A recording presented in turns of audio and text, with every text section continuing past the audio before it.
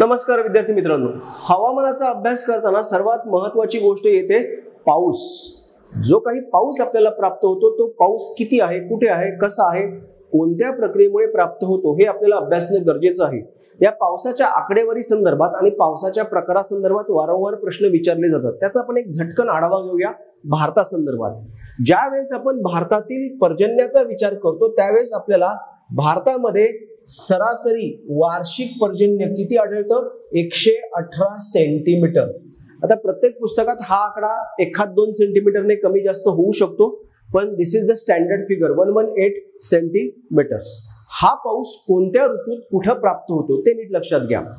तुम्ही म्हणाल की सर फक्त जून ते सप्टेंबर मध्ये आपल्याकडे पाऊस पडतो। मान्य आहे, जून ते सप्टेंबर म्हणजे नैऋत्य मान्सूनचा कालावधी। या कालावधीमध्ये भारतामध्ये सर्वाधिक म्हणजे वर्षभरामध्ये जो काही पाऊस प्राप्त होतोय त्यापैकी 95% पाऊस आपल्याला प्राप्त होतो।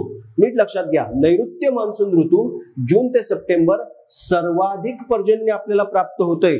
आपल्या वर्षभरातील पर्जन्यापैकी सर्वात जास्त पर्जन्य या कालावधीत प्राप्त होतंय आणि ते संपूर्ण भारतात कमी अधिक प्रमाणात प्राप्त होत असतं।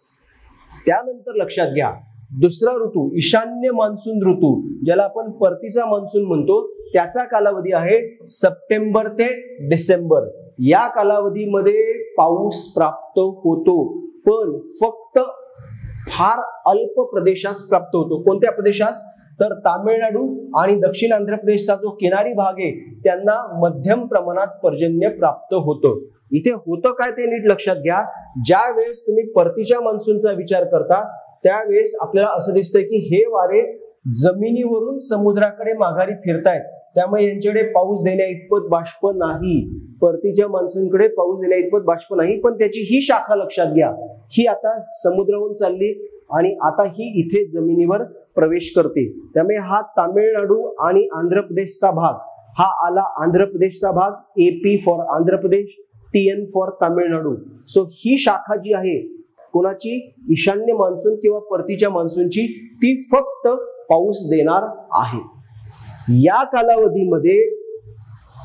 कालावधीमध्ये भारतात इतरत्र ठिकाणी कधी कधी थोडाफार पाऊस पडतो, तो तिथल्या स्थानिक परिस्थितीमुळे पडत असतो। त्यानंतर पुढचा ऋतू लक्षात घ्या, हिवाळा। हिवाळ्यात पाऊस पडतो का? डिसेंबर ते मार्च दरम्यान यस पडतो। अत्यल्प पर्जन्य असतं ते कशामुळे होतंय? तर ते वायव्य भारत म्हणजे पंजाब हरियाणामध्ये पश्चिमी विक्षोभ वेस्टर्न डिस्टर्बन्सेस या घटनेमुळे होतं। त्याला आपण सेपरेटली बघणार आहोत। पश्चिमी विक्षोभ हे एक समशीतोष्ण कटिबंधीय आवर्त आहे की जे पंजाब हरियाणाला अल्प प्रमाणात पाऊस देतं हिवाळ्यामध्ये। हा पाऊस हिवाळ्यात लागवड केलेल्या गव्हाला अतिशय उपयुक्त ठरतो। त्यानंतर शेवटचा ऋतू आहे उन्हाळा, मार्च ते जून। या कालावधीमध्ये आपल्याला वर्षभरातील सर्वात कमी म्हणजे फक्त वर्षभरात प्राप्त होणाऱ्या एकूण पावसापैकी फक्त 1% पाऊस प्राप्त झालेला दिसून येतो। हा पाऊस कशामुळे प्राप्त होणार आहे? तर तो प्रामुख्याने समुद्रावर निर्माण होणारे चक्रीवादळ, ज्याला आपण भूगोलाच्या भाषेत संबोधतोय, उष्णकटिबंधीय आवर्तांमुळे हा पाऊस प्राप्त होतो आणि तो प्रामुख्याने किनारी प्रदेशालाच आणि त्यातल्या त्यात पूर्व किनारी प्रदेशाला मोठ्या प्रमाणात प्राप्त होऊ शकतो। सो चारही ऋतूंमध्ये भारतात कुठे ना कुठे थोडं फार का होईना पाऊस पडतो, पण सर्वाधिक पाऊस कोणत्या ऋतूत पडणार आहे? नैऋत्य मान्सून ऋतूमध्ये।